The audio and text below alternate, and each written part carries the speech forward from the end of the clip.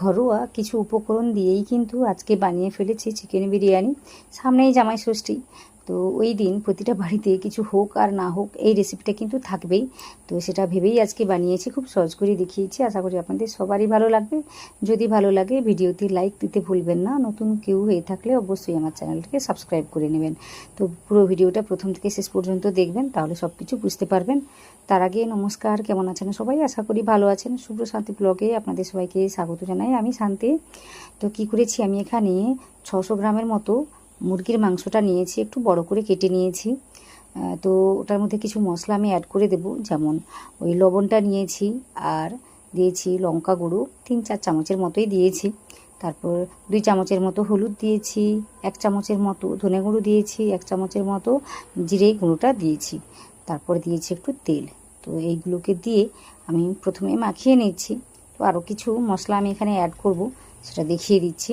তো এইভাবে মোটামুটি ভালো করে মেখে নিতে হবে। আর দেখুন এখানে ছোট করেও এই পিসগুলো করা যায়, তো একটু বড় করে করেছি আজকে, দেখা যাক কেমনভাবে সেদ্ধটা হয়। তো এখানে আমি একটা পেস্ট দিচ্ছি, মশলার পেস্ট। সেগুলো এই রসুন আর আদা, পেঁয়াজ, লঙ্কা। তো আমি 2টো পেঁয়াজ নিয়েছি এখানে। তো এইভাবে আমি কাজটা করে নিয়েছি। নেওয়ার পর একটা ভালোভাবে পেস্ট বানিয়ে নিয়েছিলাম, তো ওই পেস্টটাই আমি ওখানে দিচ্ছি। তো সমস্ত মশলাকে দিয়ে মোটামুটি ভালো করে মাখিয়ে নিতে হবে। তো এই মাংসের মধ্যে এই মুহূর্তে হয় দই, না হয় একটু লেবুর রস দিলে খুব ভালোভাবে কিন্তু এই মাংসটা সেদ্ধ হয়। তো সে কারণে আমি কি করেছি, আমি একটু লেবুর রস দিচ্ছি, ওই 2-3 চামচের মতোই কিন্তু আমি লেবুর রসটা দিচ্ছি। তো এইভাবে কিন্তু লেবুর রসটা দেওয়ার চেষ্টা করবেন, দেখবেন যে এই মাংসগুলো খুব ভালোভাবে সেদ্ধ হয়ে যায় ভেতর অবধি। তাই আমি দিচ্ছি। তাছাড়া একটা স্বাদের তো ফারাক পড়েই, সেজন্য আমি দিচ্ছি। তো দিয়ে মাখিয়ে এটাকে ঢেকে রেখে দেবো ওই 1 ঘন্টার জন্য। তো তারপর কি করেছি, এখানে চাল নিয়েছি আমি 300 গ্রামের মতো বাসমতি চাল। তো এটাকে আমি কি করব, পরিষ্কার জল দিয়ে 2-3 বার আমি ধুয়ে নেব আলতো হাতেই, না হলে এর যে একটা গন্ধ আছে ওটা কিন্তু চলে যাবে। তো আলতো হাতেই ধুতে হবে। ধুয়ে আমি আবার জল দিয়ে এটাকে ঢেকে রেখে দেবো 1 ঘন্টার জন্য। তো চালটা মোটামুটি 1 ঘন্টা বা আধ ঘন্টার জন্য তো ভেজাতেই হবে। তো এইভাবে ভিজিয়ে আমি রেখে দেবো 1 ঘন্টার জন্য।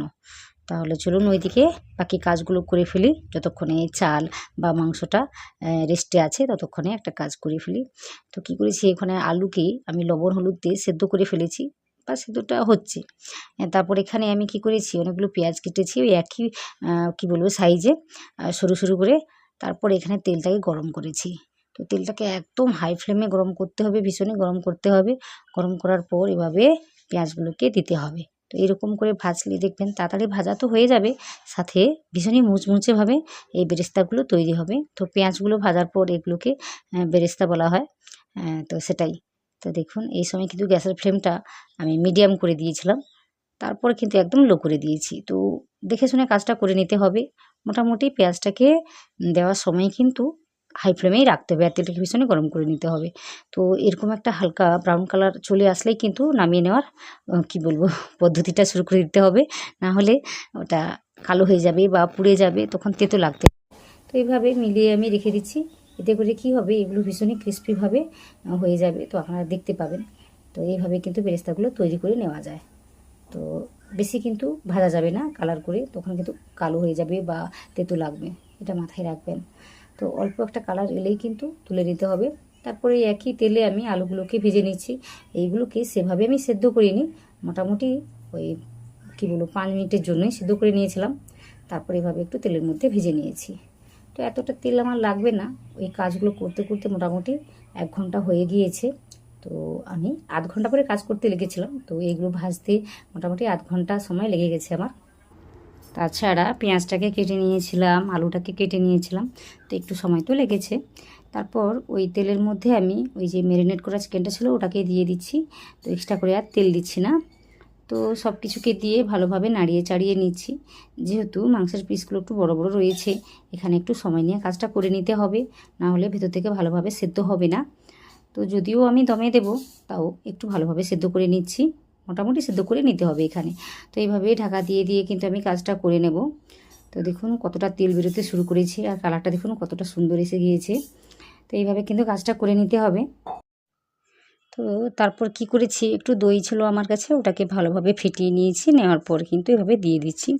তো দইটা কিন্তু অবশ্যই দেবেন, তাহলে কিন্তু বিরিয়ানির মধ্যে একটা আলাদা স্বাদ আসে। তো অবশ্যই দেবেন। তো সব কিছুকে মিশিয়ে নিয়ে আবার আমি ঢাকা দিয়ে দেবো, এভাবে হতে দেবো। তো যতক্ষণে চিকেনটা হচ্ছে, এদিকে আমি কী করেছি, একটা পাত্রের মধ্যে জলটাকে বসিয়ে দিয়েছি, দিয়ে কিছু মশলা আমি এখানে অ্যাড করে দিচ্ছি। যেমন ধরুন ওই তেজপাতা, তারপরে এলাচ, লবঙ্গ, দারুচিনি, গোলমরিচ, তারপর ওই জয়িত্রী, 1 চামচের মতো গোটা জিরে, লবণ। তো এইগুলো আমি দিয়েছি, দিয়ে জলটাকে গরম হতে দিচ্ছি। তো ঠিক আছে, এগুলো হোক, তারপর দেখে নিই চিকেনটা কেমন অবস্থায় রয়েছে। তো একটা জিনিস দিতে আমি ভুলে গেছি, এখন আমি বলছি না, আপনারা কমেন্ট করে জানাবেন এখানে আমি কী দিতে ভুলে গেছি। দেবো, সেটা আমি পরেই দেবো, কিন্তু আপনারা কমেন্ট করে জানাবেন। কিছু তো একটা আমি দিতে ভুলে গিয়েছি। তো এখানে দেখুন মোটামুটি আবার আলুটাকে দিয়েছি। তো এইভাবে মোটামুটি ঢেকে ঢেকে কাজটাকে করে নিচ্ছি। আর এইদিকে দেখুন, এই যে আমি তেল দিচ্ছি, তেলটা দিতেই আমি ভুলে গিয়েছি। তো এই তেলটা দিলে কী হবে, চালগুলো বেশ কী বলবো, জড়িয়ে যাবে না, বেশ ঝরঝরে থাকবে, তো সেজন্য দিতে হয়।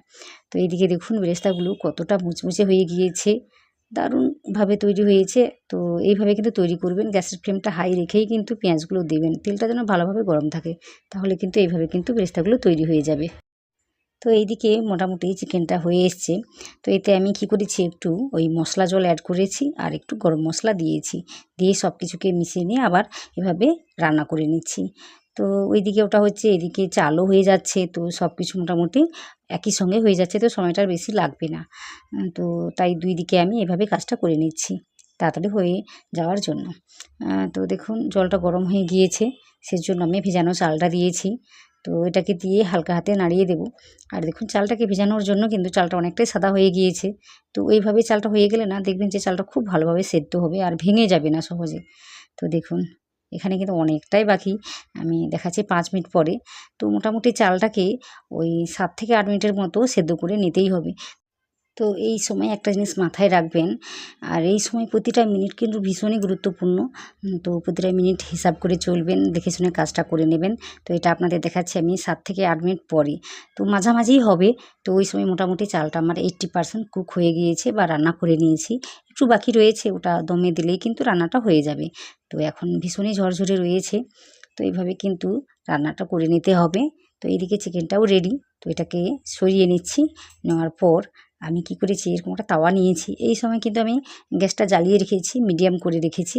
তারপর এরকম একটা পাত্র বসিয়ে দিয়েছি, দেওয়ার পর এখানে প্রথমেই আমি দিয়ে দিচ্ছি ঘি। তো এই ঘিটা না দিতে চাইলে দিতে পারেন তেল। তো এখানে আমি ঘি দিয়েছি, সহজে কিন্তু আর নিচে লেগে যাবে না, সেই জন্যই আমি ঘিটা দিয়েছি। তাছাড়া স্বাদে তো ফারাক পড়বেই। তারপর দেখুন একটু চিকেন দিচ্ছি আর একটু গ্রেভি দিচ্ছি। তো নিচে একটু গ্রেভিটা দেওয়ার চেষ্টা করবেন, তাহলে পুড়ে গেলেও আর কি বলবো, ভাতটা আর পুড়ে যাবে না বা চিকেনটাও পুড়ে যাবে না। তাও দেখবেন এগুলো একদম পুড়ে যাবে না, খুব সুন্দরভাবে তৈরি হবে। তো আপনারা দেখুন ভিডিওটি, আশা করি সব কিছু বুঝতে পারবেন বা ভালো লাগবে। তো চিকেনটা দেওয়ার পর আমি এখানে ভাত দিয়েছি। তো লেয়ারটা ভালো করে দিতে হবে। তো দেখুন এখানে আমি অল্প করেই বানাচ্ছি। তো এটা একসঙ্গে দিয়ে দিলেই হতো, জানি না কেন আমি লেয়ার বানাচ্ছি। তো যেভাবে হোক কাজটা আমি করে নিচ্ছি, আপনারা দেখুন। তো এখানে আবার উপর থেকে আমি একটু ঘি দিয়েছি। আর এই যে মশলাটা আমি দিচ্ছি, এটা হলো জায়ফল আর জায়িত্রী গুঁড়ো। তো এখানে জায়িত্রী কেন বলছি আমি জানি না, জায়িত্রী বা জয়িত্রী বলে আমি জানি না। এগুলোকে একটু ভেজে নিয়েছিলাম, নেওয়ার পর গুঁড়ো করে নিয়েছিলাম। তারপর এখানে আমি দিয়েছি বিরিয়ানি মশলা 1 চামচের মতো, তারপর বেরেস্তা দিয়েছি, তারপর ওই ধনেপাতা কুচিটা আমি দিয়েছি। তো এইগুলো দিতেই হবে। দেওয়ার পর একটু লেবুর রস দিয়েছি। তো এটা দিলে কিন্তু ভীষণই ভালো লাগে, তো অবশ্যই দেবেন। তারপর ওই যে কালারটা আমি দুধের মধ্যে মিশিয়ে রেখেছিলাম, হলুদ রঙের কালারটা, তো ওটাই দিচ্ছি। তো সেভাবে আমি কালারটা তৈরি করিনি, তো আপনারা চাইলে আরেকটু ডার্ক করে তৈরি করে নিতে পারবেন। তারপর আবার চিকেনটাকে দিচ্ছি উপর থেকে। তো এইভাবে কাজটা করে নিতে হয়। তো দেখুন একটা আলুও কিন্তু ভেঙে যায়নি বা কিছু না, খুব সুন্দরভাবে সেদ্ধ হয়েছে। এই আলুগুলো খেতে কিন্তু ভীষণই ভালো লাগে। তো আপনারা যখন বানাবেন তখন কিন্তু আলুগুলো দেওয়ার চেষ্টা করবেন। অনেকেই আছে আলু দিতে চায় না। তো আমরা ভীষণই ভালোবাসি এই আলুটা খেতে, তাই দিয়েছি। তো এইভাবে কিন্তু দেওয়া যায়। তারপর আবার আমি ভাত দিচ্ছি। ভাতটাকে দিয়ে ভালোভাবে একটু সাইজ করে নিচ্ছি। রেখে দিচ্ছি সব কিছু। তারপর আবার সব কিছু রিপিট করছি। ওই লেবুর রস দিচ্ছি, একটু ঘি দিচ্ছি, একটু এখানে আবার একটু আমি ওই গোলাপ জল দিচ্ছি আর কেওড়া জল দিচ্ছি। ওই 1 চামচ করেই দিচ্ছি। বেশি দিলে আবার গন্ধ করে অনেকে খেতে চায় না। তো এখানে আমি দিয়েছি। তো এখানে দেখুন ঘি দিচ্ছি। মোটামুটি আমি এখানে 3 চামচের মতো ঘিটা ব্যবহার করে ফেলেছি। মোটামুটি রেসিপিতে, ফুল রেসিপিতে। তারপর ওই কালারটাই দিচ্ছি, তারপর বেরেস্তা দিচ্ছি, ধনেপাতা কুচি দিচ্ছি। তো এইভাবে আমি কাজটা করে নিয়েছি। তো বেরেস্তাগুলো দেখুন খুব সুন্দরভাবে ভাজা হয়েছে, একটুও নেতিয়ে পড়েনি। তো এই দিকে লক্ষ্য রাখবেন। বেরেস্তাগুলো যদি হাই ফ্লেমে ভেজে নেওয়া হয় তখন কিন্তু এইভাবে ক্রিস্পি থাকবে, মুচমুচে থাকবে, নেতিয়ে পড়বে না। তো এইদিকে একটু লক্ষ্য রাখবেন। তারপর কি করেছি, ধনেপাতা কুচি, বিরিয়ানি মশলা, যা কিছু মশলা ছিল সব দিয়েছি। সবশেষে আমি যেটা দিয়েছি ওটা হলো কাঁচা লঙ্কা কুচি। তো এটা দেওয়ার চেষ্টা করবেন, এটা দিলে ভীষণই ভালো লাগে। তো অবশ্যই দেবেন। তারপর সব কিছুকে দেওয়া হয়ে যেতেই মোটামুটি একটা আটার আমি ডো তৈরি করেছিলাম, ওটাকে এভাবে দিয়ে একটা ঢাকনা দিয়ে ঢেকে দিচ্ছি, যাতে স্টিমটা বেরিয়ে না আসে ভেতর থেকে। তো এইভাবে আমি কাজটা করে নিচ্ছি। তো প্রথমেই আমি রেখে দেবো 5 মিনিটের জন্য হাই ফ্লেমে, তারপর রেখে দিয়েছি আমি 20 মিনিটের জন্য মিডিয়াম ফ্লেম বা লো ফ্লেমে রেখে দিলেই ভালো। তো ওইভাবে আমি কাজটা করে নিয়েছি। ওই 5 মিনিটের জন্য হাই ফ্লেম আর তারপরে ওই 20 মিনিটের জন্য কী করেছি, লো ফ্লেমে রেখে দিয়েছিলাম। তো মোটামুটি আপনাদের আমি 30 মিনিট পরে আপনাদের দেখাচ্ছি। দেখুন কতটা সুন্দরভাবে তৈরি হয়েছে, আর নিচে একদমই লেগে যায়নি। সব কিছুই আপনাদের দেখাবো। তো আপনারা দেখতে থাকুন, কত সুন্দরভাবে ঝরঝরেভাবে তৈরি হয়েছে। তো গ্রেভিটা আমি কম করেই দিয়েছিলাম, যার কারণে কিন্তু বেশি একটা কি বলবো জড়ানো বা কিছুই না, খুব কী বলবো ঝুরঝুরিভাবে তৈরি হয়েছে। তো দেখুন কতটা সুন্দরভাবে তৈরি হয়েছে, আর তলাটা দেখুন একটুও লেগে যায়নি। তো দেখাবো আপনাদের, ভালোভাবেই দেখিয়ে দেবো। তো দেখুন কতটা সুন্দরভাবে তৈরি হয়েছে। তো আশা করি আপনাদের ভালো লাগছে। তো এই জামাই ষষ্ঠীতে মোটামুটি কাউকে কিছু বলতে হবে না, সমস্ত শাশুড়িরাই জানে যে জামাইদেরকে কী খাওয়াতে হবে। তো খুবই কিন্তু কষ্ট করে শাশুড়িরা আমি দেখেছি, ওই সকাল থেকে উঠবে বা ভোর 4টে থেকে উঠে একদম ওই রান্নাঘরে যা ঢুকবে তখন কি বলবো বেরোবে ওই 12টা 1টা নাগাদ। তো অনেকটাই কষ্ট করে। তো ওইভাবে কিন্তু কষ্টটা করে। তো জামাইদেরকে বোঝা উচিত এই সময় কী করা উচিত শাশুড়ির জন্য। কিছুই করতে হবে না, একটা ভালো কাপড় আর ভালো মানের মিষ্টি নিয়ে গেলেই হলো, এইটুকু করলেই হবে।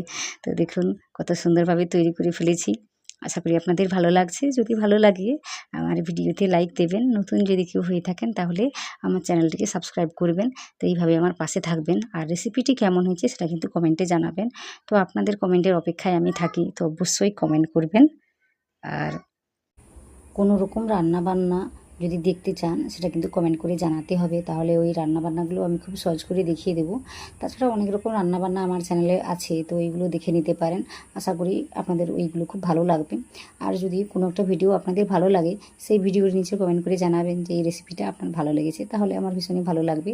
আমি কিন্তু অপেক্ষায় থাকি যে আপনারা কখন কমেন্ট করবেন। তো অবশ্যই কমেন্ট একটা করবেন। তো এখানে মাংসটাকে দেখিয়ে দিচ্ছি, দেখুন কতটা সুন্দরভাবে সেদ্ধ হয়ে গিয়েছে। তো এক হাতে ক্যামেরা, এক হাতে এভাবে কাজটা করছি, তাই এইভাবে দেখতে লাগছে। সে যাই হোক, মোটামুটি খুব সুন্দরভাবে সেদ্ধটা হয়েছে। তো মাংসটাকে একটু কড়াইয়ের মধ্যে রান্নাটা করে নিলে বেশি একটা সময় লাগে না। তো এইভাবে সুন্দরভাবে সেদ্ধটা হয়ে যায়। তো আমার ছেলে খাচ্ছে, তো রিয়াকশানটা দেখতেই পাচ্ছেন ও কি বলছে। ও বলছে খুবই ভালো হয়েছে। সব শেষে আপনাদের মূল্যবান সময় নষ্ট করে আমার ভিডিওটি দেখে নেওয়ার জন্য আপনাদের সবাইকে অনেক অনেক অনেক ধন্যবাদ।